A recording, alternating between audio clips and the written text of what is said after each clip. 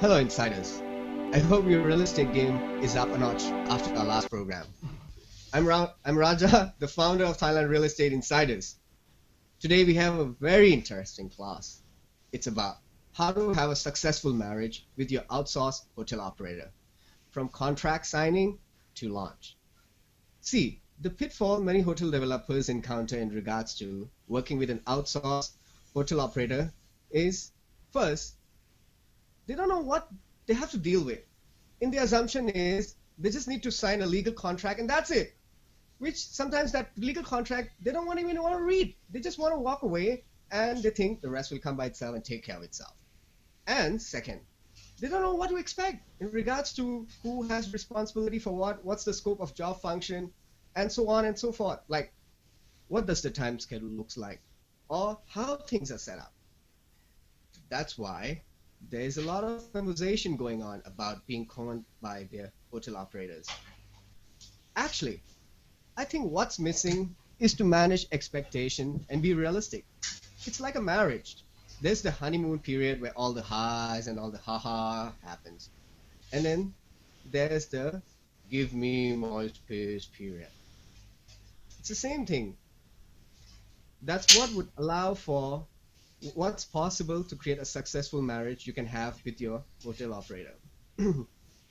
Today, we have a fine young man here who would clear the cobwebs in our vision and hold our hands step by step from contract signing to launch. In fact, he would take us even before that, and I'll tell you how shortly. Let me introduce you to Krisada Rojanasomsith, founder of Chris Road, a pre-opening services consulting firm, something like an owner representative to deal with all the things you don't want to deal with about hotel launching. He has a combination of backgrounds that make him a formidable player in this very specified field. So, Krista, why don't you tell us a little bit about yourself? สวัสดีครับ คุณ Raja, and thank you very much for having me here today. So actually my background it's a bit different, I didn't start off as a hotelier. My background is in interior design. I spent years working and studying interior design, and then by 2004, after spending 10 years in US and coming back to Thailand, I started doing interior design for about 7 years, and then moved over to hospitality in 2000 and worked with Banyan Tree, starting off in Phuket for 3.5 years until by mid of 2004, I moved to Bangkok and then started to do that operations and technical assistant there. And I spent my time with Bangkok until 2010. So I got 10 solid years with Tree, and during those times, it's mainly technical assistance and the pre-opening. And it gets me to travel around the world, from Mexico, from Marrakesh to Dubai, Abu Dhabi, Russia, to China, to Vietnam, of course to Thailand, very, very few property in Thailand, to Seychelles, different places. And by 2011, I joined Starwood for a year in charge of the regional area in Thailand, Cambodia, and Vietnam for the new development, new opening. And then in 2012, I joined Jinjiang Hotel Group in China, which is the biggest hotel group in China. And it's ranked number 9 in the world and based in Shanghai. And after my contracts end, then I moved back to Thailand, yes, and then start up this company. Wow, that's a lot of background. Okay, see, you seem to have a perfect career path. What made you decide to cut your own to cut your own path? I think perhaps part of me always wanted to do something on my own as well.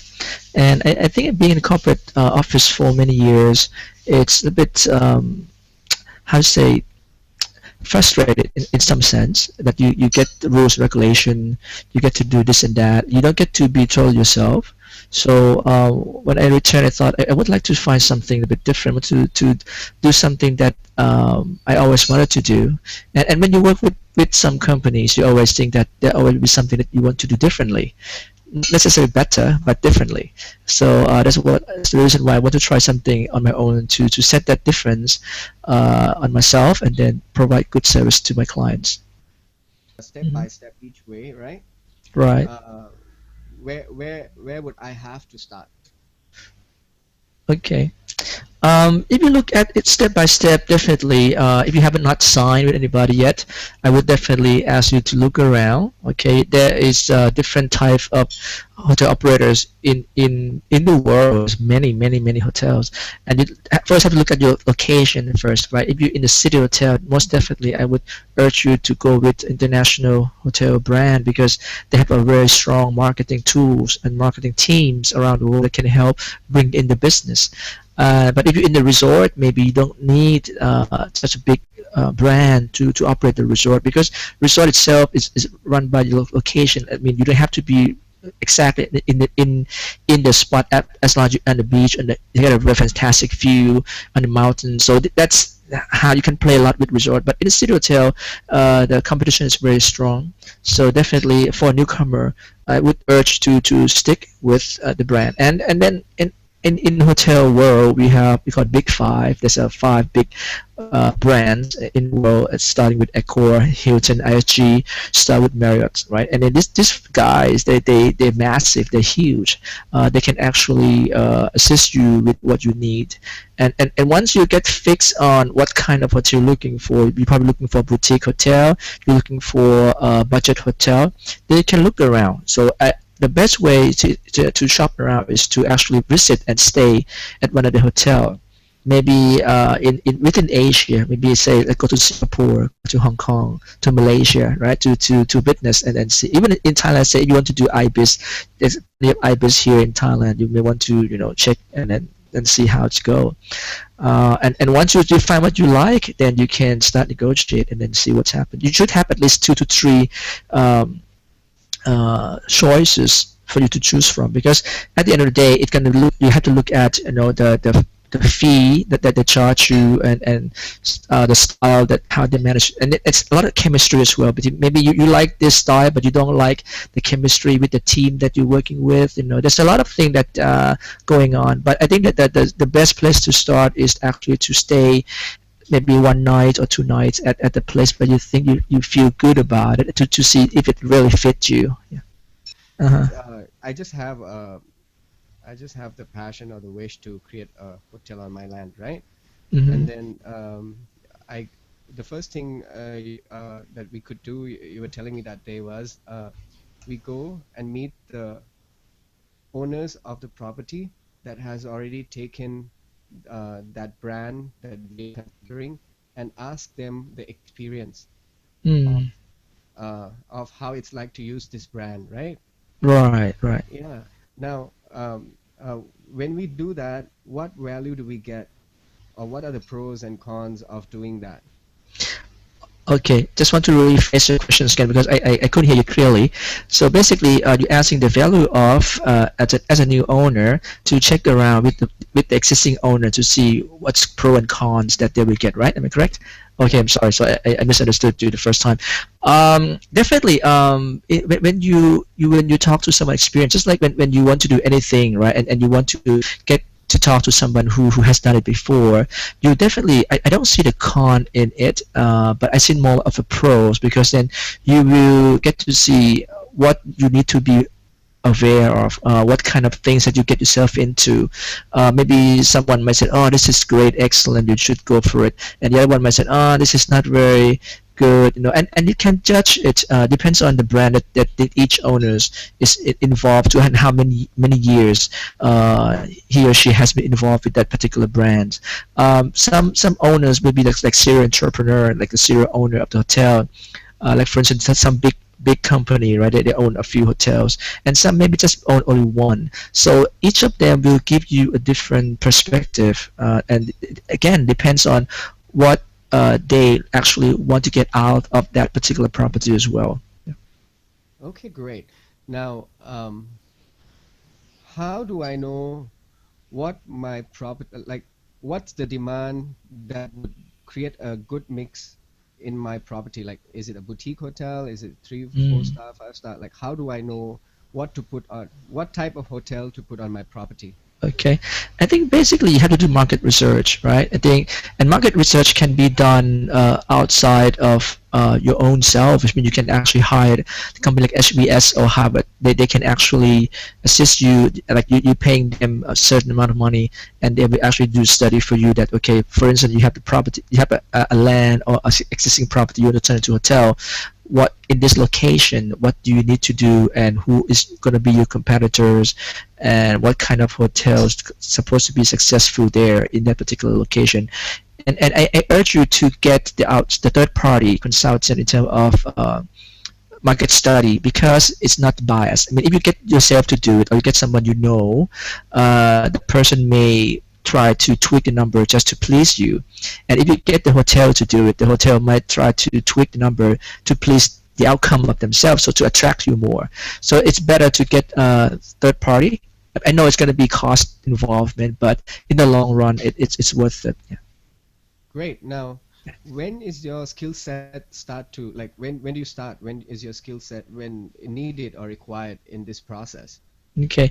After definitely after the contract is signed, right, and then we can start right away into it. My special skill actually is mainly on the pre-opening, which is started um, to be exact about roughly about a year before uh, the opening. But before that, I also assist. I also assisted in.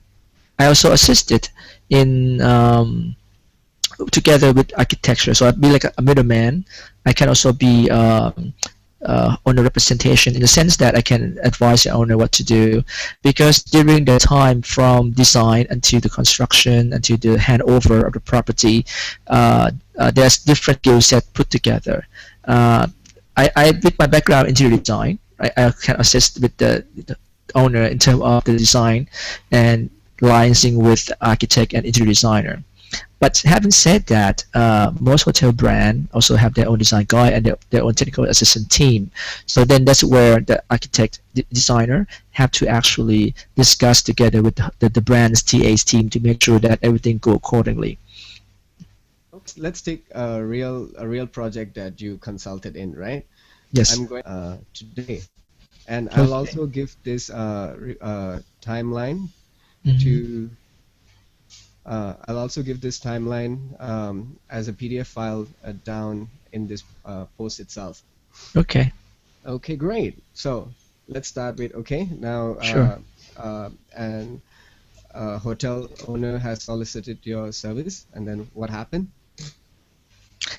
So after the hotel owner have selected the designer architects, then he or she will tell the architect what he wants, right? And if the owner has interacted with the strong brand like the big five and who actually have their own design guide, then there's a big limitation in terms of the what the owner can or cannot do. So whatever the designer or architect created has to be within the boundary of the brand design guide, right? Yeah. Okay. Specifically regarding this this deal, this project, Hmm. how was the Big Five used specifically regarding this project, right? The That's one you did correct. in August 2013 Uh-huh. was one of the Big Five used in this project? No, it wasn't. This is a smaller hotel. The Big Five will have something similar to this, and I think also for this project, this one is just more on presentation purpose. So just for me to break it down and just bring down the key bullet points and show to the owners that what he needs to be done in what certain months. The actual countdown plan it's a lot thicker and longer, and that's mainly for the operators, like for the GMs to do for the front office manager, from rooms division manager. So there's a bit different. But so this one just not to confuse the owner. So just screen out only the key points that he has to concentrate. All right. So with this scheduling, what you did is bring in the key points only, so that it doesn't confuse and it doesn't have a lot of details, right? That's correct. Okay. So now, once we start with the architecture, or so we start with finding out the architecture that's gonna do the design, right? That's right. Okay, what follows up? What happens? Mm. Okay, once you get the architect that you selected, and sometimes the brand can also give you the list of names that you can follow as well, because certain brands have been working with certain architects firm for a while, so they know that this is firm is can be trust, and then can do something worthwhile. And after that, just have to talk to the architect, and then tell them what you're looking for, in terms of the style you're looking for, and make sure that the hotel uh, and make sure that they get the architect follow the design guide. Yeah. Okay, great. After selecting the architect, right? Then what follows after that?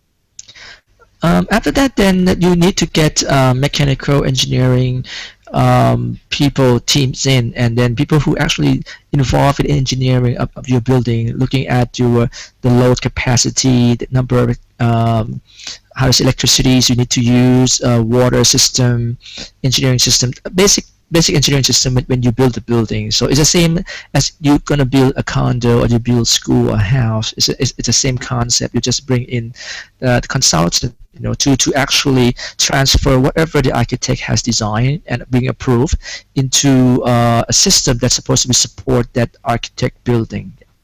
Okay, great. Now, this person, the engineering firm, Mhm. um, what works best? Does the architect refer it, or does the hotel owner brings his own, or does the hotel operator recommend his? Which Mhm. what ones I work think best? either one is fine, because engineering mostly is the same. It's pretty straightforward. It's mathematical calculation, so they're pretty much the same. But you just need to look at the one with experience in building. Like for instance, if you want to build a high-rise building in the city, you're probably looking for an engineering company that's experienced in high-rise. If you want to do a remote resort in on an island, you definitely need to look for an engineer firm that have experience in that remote island resort, so Uh, you won't get confused. Yeah, yeah. So you look for more the experience of what you're building for that specific job, right? That's correct. That's correct. Yes. Okay, so looking uh, when we started with the architect, like what timeline are we looking at to launch? Like 2 years, 1.5 years usually? How long does it take? I would give it, including design, from beginning, from the blank piece of paper. I would give about 3 years. Okay, 3 years. That's right. That's give and take, right? Give and take a bit. Right. And that would be, I mean, I should break it down. 3 years, maybe probably for 5 to 4 stars hotel, and 3 to could be less. Yes. Okay, so after we've got the engineer in, what happens next? I think engineering is a key. Then you probably I would suggest that you get interior design as well, because most of the time just people don't understand that between the difference between architect and interior designer. They do different thing. So the architecture will give you the frame. Interior design will give you the inside, the look and feel of it. And many people make mistake that they bring in interior design too late. That means that by the time interior design comes, everything has already been designed. The permit has already been approved. There's nothing much you can do. So I think I would say that bring in interior design as soon as possible, together with the architect as well. And together can work together. But of course, the architect will take the lead first, and then interior design will kind of follow through that. Yeah. Okay, what happens then after the architect, the engineer, and the interior design sit down together? Okay. After that, what are we looking at? Right. So they will start to design, and you're the one who actually will be approved. You have to approve that design together with the brand, right? Let's say go for the big brand. The brand and yourself has to approve that design, and once that design got approved, and the engineers has already designed a system for you, and then they will send out this drawing documents to be approved and to get the building permit. I think that's very important for you to get the building permits. Ah, so I got it. So a group is formed, Hmm. comprising of you, the hotel operator, the architecture, the engineer, and then the designer, the interior designer, right? Right. After you've come up with something that all of you can work together with, then you Hmm. send it to ask for the permit, right? That's correct. That's right. Okay. What kind of permit has to be available for the construction to be allowed to start? The two most important thing is just the building permit itself. Then because in each area there's regulation, the number of square meter per area that can be built, and how many space you have to leave in between, and that's one important permit. The second one would be with EIA, which is to do with environment. I think nowadays it's become essential that the new building, regardless of commercial or hotels, need to get EIA. They call it EIA approval before being built. Yeah.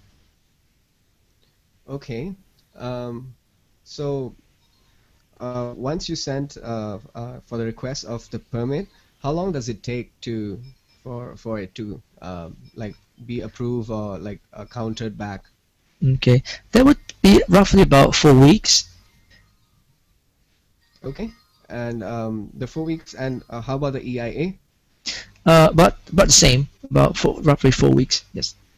Okay. And usually is like usually it's passed, or they usually come back with a counter offer, like you have to mend this or clear this up or something like that. I think nobody actually get past 100%.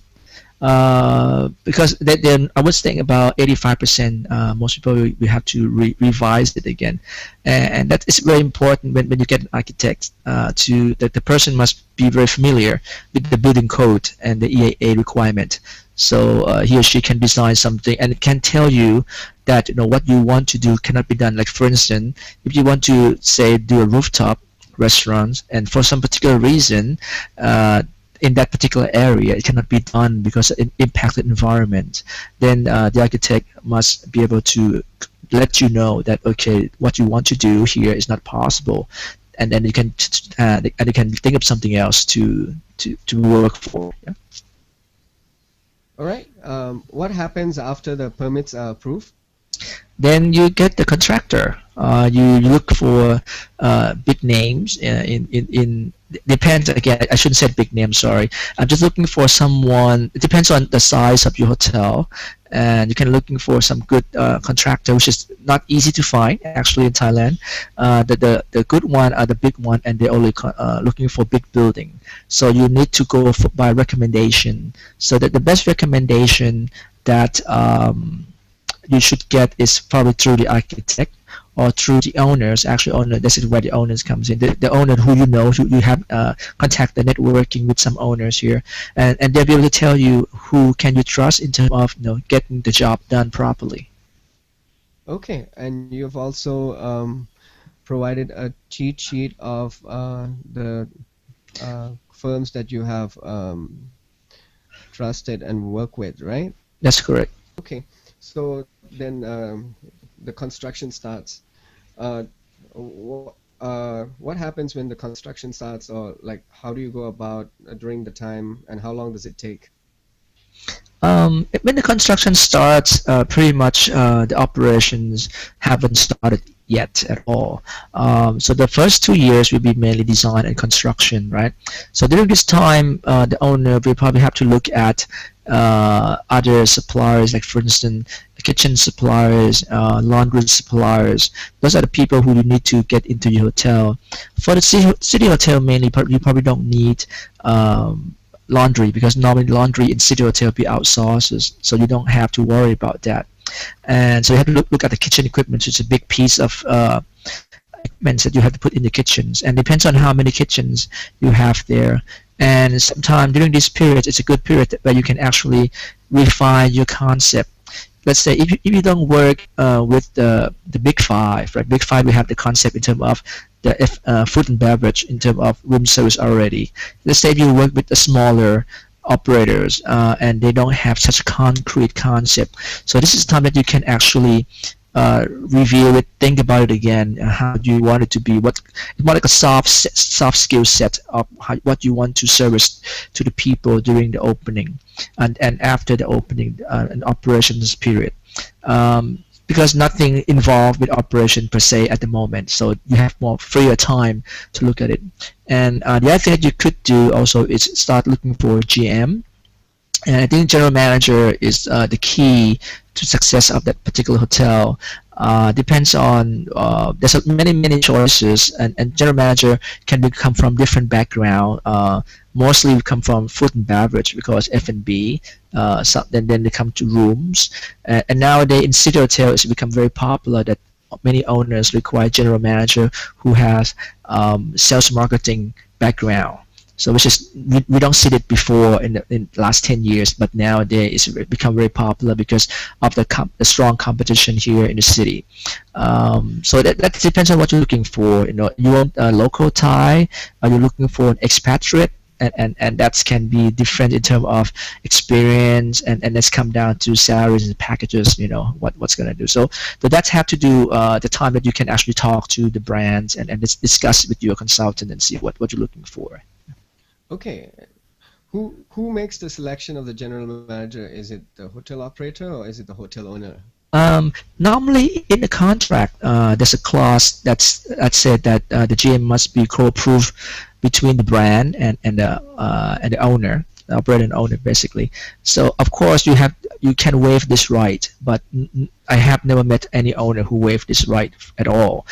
So basically, GM and it would be co-approved between the brand and the owner. And it's the reason why it's so important. Even sometimes brand insists that the owner approve because the chemistry between general manager and the owner is very important. You can have a very strong GM, a very good functional GM, but then he or she doesn't click with the owner, then that's it. He will not last. Long at all. So that's why very important. Besides the skill set and experience, I think the chemistry between the two must click. Yeah. Okay, great. In your experience, right? What was the selection to be done by the hotel operator, or the selection should be done by the hotel owner? Normally, if there's the first time hotel owner, he or she will not know who to select. But if there's like, let's say, fifth time owner and he or she owned a few brands already, so he knows some people, he talked to different people, so he might refer that person to the brand. Say, okay, let's say if we go for Starwood and this GM used to work for Accor before, why don't you just take a look at this guy? And of course the brand will be open to review the person as long as he or she met the criteria. Then of course he has the right to do the candidates, right? Again, in the clause, mostly in the contract, will not allow owner to reject GM more than 3 times, which means that if there's 3 candidates, right, and the owner reject all 3 of them, the fourth one he has to accept it, because otherwise you keep on dragging forever. You won't get anything done. Okay. When does budgeting for the Pre-opening? pre-opening starts? Yeah.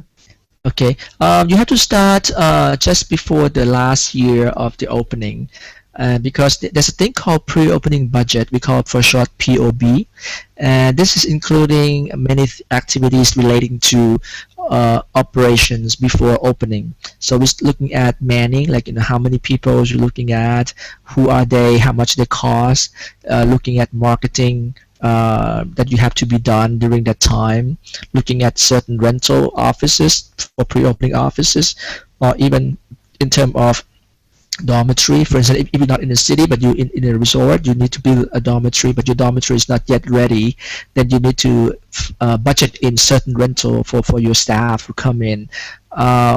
Several stuff like that, and traveling, trips from for the corporate office to fly to visit the place. So all of this is called pre-opening budget as a whole, and it should be done just before the last year of the opening, or before the opening.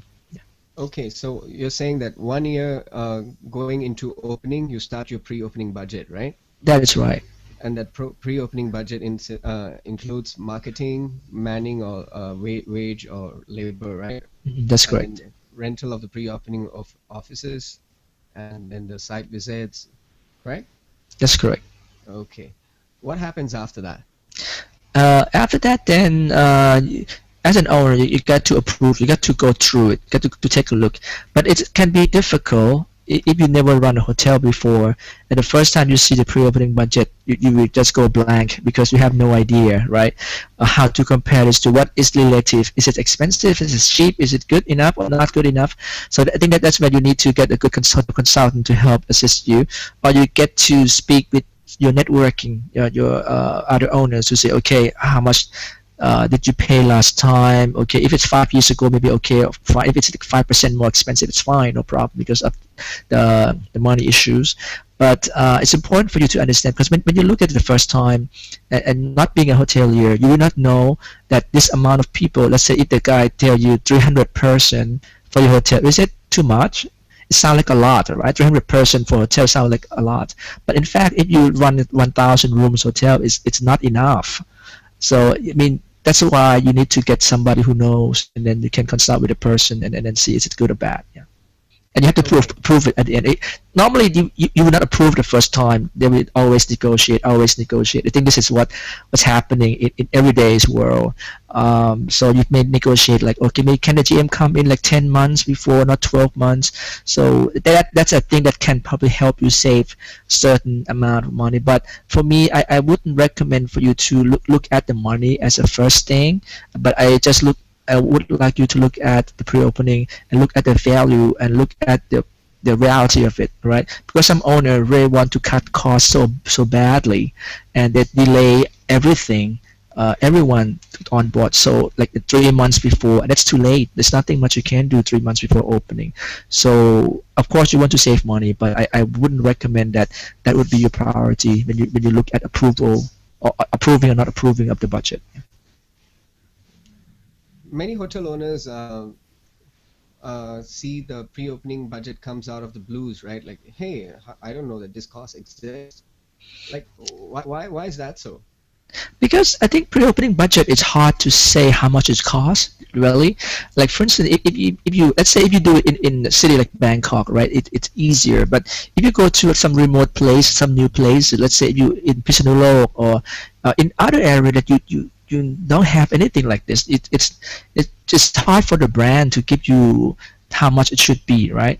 So and sometimes they will tell you, okay, there's pre-opening budget, and they will give you some percentage, maybe 20% of the construction cost, something like that.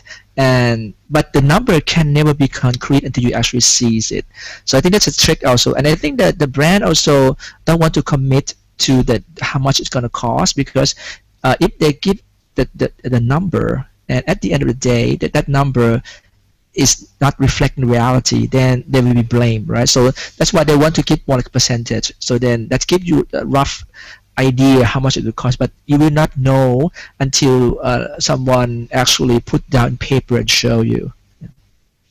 Okay, great. After you tackle the pre-opening budget, what happens next? Okay, and then after that, then you have one thing that's quite important in terms of construction, is called mock-up rooms. I think mock-up rooms coming to play roughly around 8 months before the opening, and I think you need the mock-up room because sometimes when you see things designed on paper, and you don't actually get to see the real thing, then you don't really know is it really good in reality. So mock-up room give you a good example that you can actually see the room the way it is in real life. And also, if that room is very nice and you get a fantastic view, it's also give you opportunity for sales marketing to do photo shooting, and then start to pre-sales your rooms, PR your room before, and then get people to know about you. And I think that's what's quite important. Yeah.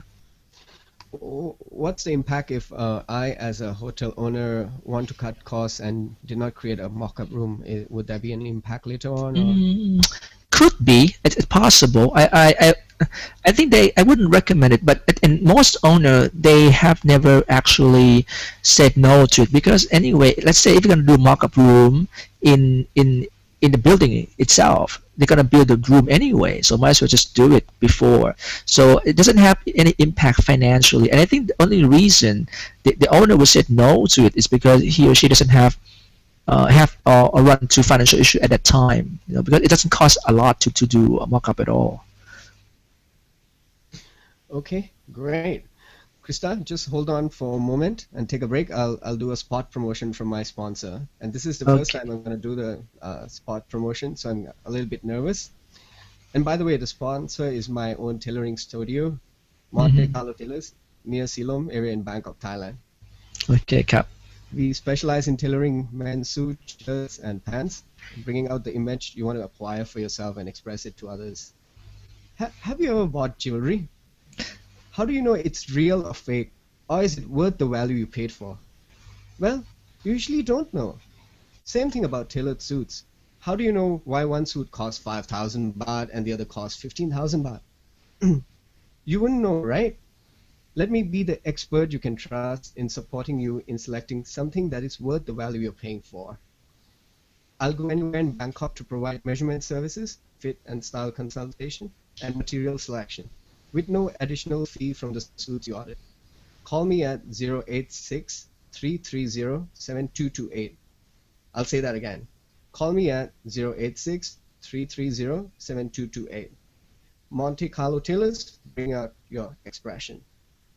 Okay, that's my spot promotion, and it's the first time I did it. I think it was nervous. You did great. Anyways, let's get back to our conversation. So, Okay. after we created the mock-up room, then what happened? I think after mock-up room, then you go back and you redo the mock-up room or not. That depends. And mostly there was some adjustment, just minor adjustments. So doesn't you don't have to redo the whole mock-up room again. So after that, it's fine. And then you start to tell the contractor, okay, let's roll. Let's start doing this room. Go ahead and make 100 of them. No problem. It's already been approved. So I think that's just part of green light for the construction guys as well. All And right. the So, next step, I'm okay, sorry. Okay. go ahead. So, and the next step, when it's come to the critical, this is when things start to get serious and it's about approaching 6 months of the opening. That's when most of the uh, key persons on board, we call it executive committee or excom, they'll be on board. So these guys will start to come in and they start to plan the 6 months just before the opening, what they need to be done, what things get to do, get connected to the sources, make sure that everything that ready for the opening has been already prepared. So, who are the people in the executive committee? Okay, the one like for instance financial controller, executive chef, room division director, um, HRD or human resource director. These are the key person, director of engineering. So this is the director title, mostly the one who actually under XCOM, and the manager level is just one level below.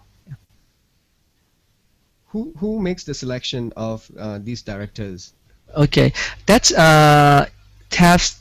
Normally, that would be done by brand. We give you the list of the person that they think is suitable for your property. Like for instance, if you're looking for HRD or HR director, the brand will give you a certain list. And of course, as an owner, you have the right to also propose somebody that you know. Maybe you know somebody who's very very good as an HRD as well. Then you can propose to the brand. Say, okay, I know this person, he or she is very, very good. Can you consider the person? The trick is always at financial controller because because the financial controller hold on to the money, right? He or she is the one who actually makes sure that the money is there or we lose money or not losing money. So many times the owner will try to push his or her own people to that positions, and the hotel operators will also try to push their own people to that position as well. So that's always be the battle, little battle, not a big battle between the two. Said who will get the final seat on that place. It's like the Thailand Parliament in a sense. Yeah. Mhm. I don't like that picture. But the rest is fine. And the other critical one, I mean, if you're focusing very much on F&B, of course, would be the chef, executive chef. It's also very important. Executive chef, a good one can actually make good restaurant, can bring in, deliver very good food, and that's also very important, especially in city hotel. You know how important the food is, and having a executive chef is very good. That can attract other position in the kitchen that can come along with him. Then can really make your kitchen become alive, and I think it's very important as well. Okay, what's the function of the executive committee? Uh, each of them looking after each area. For instance, the financial control look after other financial issues, and including IT as well. IT also under FC, financial controller. HR or human resource look after other hiring, firing, training as well. We have room will look after housekeeping and front office. F&B looking after our F&B services. Kitchen or executive chef look after all the kitchen function. Engineer look after engineer. So each of them has their own functions to look after, and then they all report directly to GM. So the scope of function or the scope of job starts to happen. So the to-do list comes up, and then these are the things to be fulfilled before the launch happens, and then each segment or each job Mhm. description goes and start doing their thing, right? That's correct. That's right. All right. Okay. Once the executive committee is formed and then they start to uh, execute their function, what happens? And I think things start to get rolling, and every day there's a countdown plan that they have to do. So they have to balance two things. One is to make sure that all the item is it's that they're under the control. The people being hired, they interview people. They start to put down the equipment that they need. They start to looking for the concept that they have been given earlier, that whether or not that's suitable. If you're into kitchen, there's a look around for the ingredients. Like for instance, okay, what if I want to do Italian meals? What kind of ingredients available in Bangkok, which is I think pretty much everything. What has to be imported or not imported, how much. So they start to do some costing, how much they want to charge for the restaurants, and room. I think room is pretty much fixed. They already been fixed a long time ago. But rooms, guys, you need to look at, okay, what kind of service that you need to look for, what kind of training I need to go, or who can I hire? Do I know people who actually can execute this kind of task very well? You have to approach anybody from different places. Or I know some colleagues who actually work in India or work in England now and want to come to Thailand. So there's a lot of things that can be done during that time. And an important piece that when the key members arrive is that they have to produce what's called operating supply and equipment. They call it OS&E list, and this is the list that's contained all the little things that you use in the hotel, from the mattress, bed linen, plate, cutleries, engineering tools, kitchen utensils.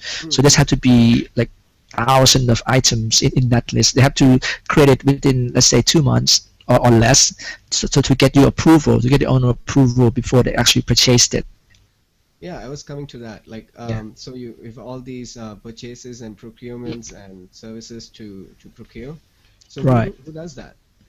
Um, the list will have to come from the XCOM team member, and the one who actually put them together would be under either pre-opening team or under purchasing person. But the final purchasing can have to be done through the owner. So the owner has two choices. The owner can hire a procurement company, which is available now in Thailand. You can hire anybody, and they can get your list, and then they can just give you a lump sum amount of money, and they promise you that they will have certain discount, because they do have this a lot of discount because they buy from all over the world, and you can actually do that. Or if you don't want to go with that service, you have to get a purchasing person from the hotel that's already on board, start to purchasing. But the process of providing money and term of payment, you can dictate as an owner. Say, okay, I give you 3 months or 2 months before credits before I pay you. I mean, when you deal with large stocks like that, I think you have negotiable power to do so. Wow. Okay, and do you have a list of recommendations of procurement services companies? I used to, honestly, I used to. I haven't used them much myself. I got some overseas. In Dubai, there's plenty in Dubai because I used to work there. But in Thailand, I think there's only one. I can get it for you next time. I'll bring it up. Okay. Okay, great. Thank you. All right, so now we are around 2, 3 months in going to launch, right? When Right. does the marketing starts now, or PR, or what's happening with customer awareness? The marketing has to start, let's say, about 3 months before the opening, and I think you need to do release a teaser to people to get to know you and all that stuff. So that's very important, especially if you happen to be dealing with a brand that has never been in Thailand before. Let's say you want to host a brand from Guatemala who have never been in Southeast Asia before. That's the first time. So you may have to do a lot of PR, maybe 6 months before the opening. But if you do something that people already know, I mean, there's probably no need to do it so soon. But it's still important to start 3 months, but not in detail, but just enough that people know that there's a new hotel brand X that's coming up, in 3 months from now. So people know that you are coming. Yeah. Who does the PR? Is it the owner or the brand? The brand definitely. Normally they will. The director of sales marketing. I'm sorry, I forgot. This is very the key important role as well in the XCOM is director of sales marketing. Director of sales marketing will be the one who actually work together with the corporate office, either in Singapore or Thailand, to run through and make sure that everything can be done not only in Thailand itself, also in Asia Pacific and globally. So people aware that okay, your brand is there, and this guy they also have their own countdown plan, similar to other operating countdown plans. They have to know when exactly they have to do things and how much they can spend. Okay, and when is the PR budget set up? Like during the time of setup of the XCOM or Uh, later on? no, actually that's the same. It's pre-opening budget that come together. So it's about 12 months before. All right. So, what happens after we go into 3 months before launch? What's happening then? Okay, and it's when things start to get more busy and busier and busier, right? You get the pressure. The team operating team get pressure of opening. The purchasing guys need to orders everything, and HR need to hire everyone. So the difficult part, or challenge part, would always be getting the right people uh, on board on time, and I think that's really the key. Once you get the XCOM will try to get people that they want, and sometimes people that they want are not so cheap. The budget is not meet. You got to find someone cheaper, and that is when things start to get very hectic and very stressful. Actually, that 3 months time before the opening is always very very stressful, and then the GM also need to plan because he need to make sure that when the hotel open, everything opens smoothly, and like we just mentioned on sales marketing, right? The reservation may start to kick in. Okay, people can start to make a reservation 3 months ahead of time. But at the end of the day, the GMs have to call the shot. Like for instance, when you look at the construction, and the GM feel that okay, in 3 months' time, my hotel may not be able to open the way I has planned at the beginning. So he need to communicate with the owner and said, okay, we have to postpone the opening maybe a month, could you please, something like that. And that is a key because you don't want to open the hotel half baked, right, and then dusty and all that stuff, and that's very very bad for you. So that it's some kind of negotiations, and that's where the chemistry between GM and the owners comes in. So the GM needs to charm the owner to kind of convince him or her that okay, his uh, his advice is actually accurate. He's just not saying it because he's not ready. Because sometimes owners think, oh, because you guys screw up, you didn't get people on time, you couldn't buy equipments on time, and you asked me to postpone the hotel opening, right? And in fact, sometimes it's not that way. Sometimes it happens. It does happen sometimes that the operating team drop the balls. That's happened sometimes, but not likely. I would say mostly would be because of construction delay. It could be of anything. It could be because of the certain steel is lacking in the market, or maybe the price has gone up like 20 times, and then the contractor bail out. That's many things can happen. Yeah. Okay, so there are Yeah. a few unforeseeables that we have to give space or be accountable for. All right. Right. now how how do I know that the hotel is ready for launch? Like when can I say that okay, today is the final day and I'm ready for that? Mm. I would think 3 months is the time. I would think when you look at the 3 months, okay, you that is a list that the TA team will come up with. Normally, the brand TA team will come and check hotels regularly. Depends on where you are. If you within reach, they come at least once a month, right? If not, in TA team? different like the TA team? technical assistant team Oh, technical from the assistant. brand. We Okay. call it TA. I'm sorry, they call technical assistant brand team from the brand. They come to take a look at your hotel like once a month to see the progress to make sure that you are running smoothly and ready to be open. Because there could be conflict between project management and the TA team because project management may say, "Oh, we are ready." The TA team said, "No, we're not." So they need to actually factor in, okay, why do you think this is not ready, or why do you think this is ready when I don't think it is. Many times hotel have to give in. Let's say if I cannot open completely 100%, can I open in phases like phase one, phase two. Phase one make up the lobby and maybe 5 floors plus one all-day dining. And then phase two, I get the rest of the hotel. That's quite common, it's happening, but it's not preferable because when you open it in phases, it's challenging in terms of noise and sound. Sound, sorry, noise and sound, the same thing. You have noise and then contractor walk in and out.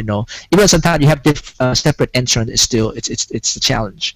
But if worse come to worse and you have no other choices, and of course owner, we understand owner. Many owners also get the bank loan and he want to get the revenue come in as soon as possible. Then the brand will give the green light to go with the phases opening. Great. So now we have a launch. There was a Mhm. great party. Everybody's happy. Customers Mhm. starts rolling in. What happens then? I think that's when you'll be happy, right? I mean, you are one of the owner of the good brand, and you're proud of yourself that you've done a good job.